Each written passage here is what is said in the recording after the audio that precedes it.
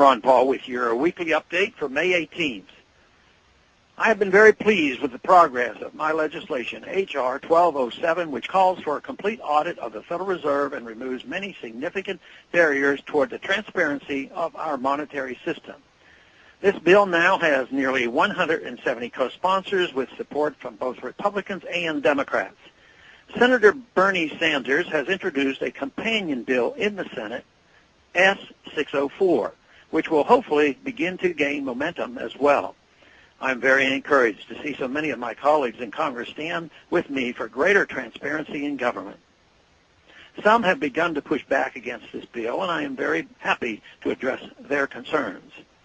The main argument seems to be that congressional oversight over the Fed is government interference in the free market. This argument shows a misunderstanding of what a free market really is.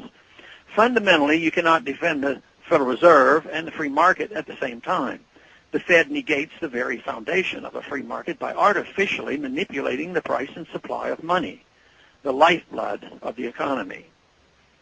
In a free market, interest rates, like the price of any other consumer good, are decentralized and set by the market. The only legitimate constitutional role of government in the monetary policy is to protect the integrity of the monetary unit and defend against counterfeiters. Instead, Congress has abdicated this responsibility to a cabal of elite quasi-governmental banks who, instead of stabilizing the economy, have destabilized it.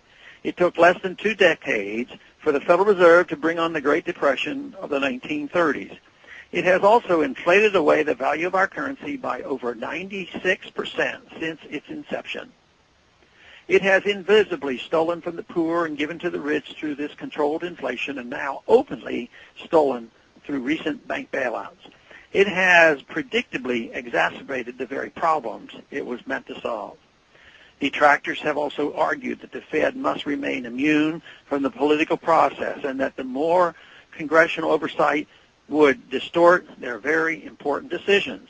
On the contrary, the Federal Reserve is already heavily entrenched in the political process as the Fed chairman is a political appointee.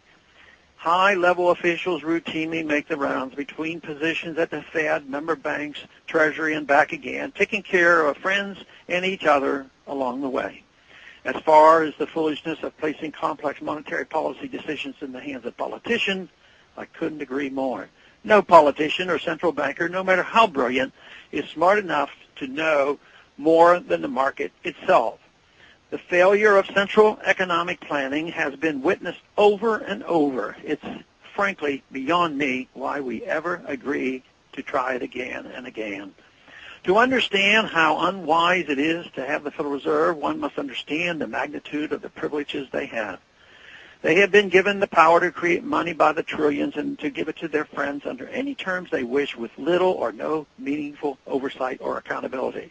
Thus, the loudest arguments against greater transparency are likely to come from those friends, and understandably so.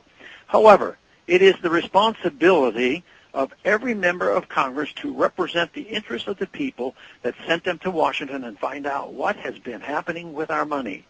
As the branch of government with the power of the purse, we really have no other reasonable choice when the economy is in the shape it is in. Thanks for calling this update. A new update is placed on this number, 888-322-1414, every Monday morning. The written text of which can be found on my website, www.house.gov/Paul, under the heading Texas Straight Talk. Thanks for calling.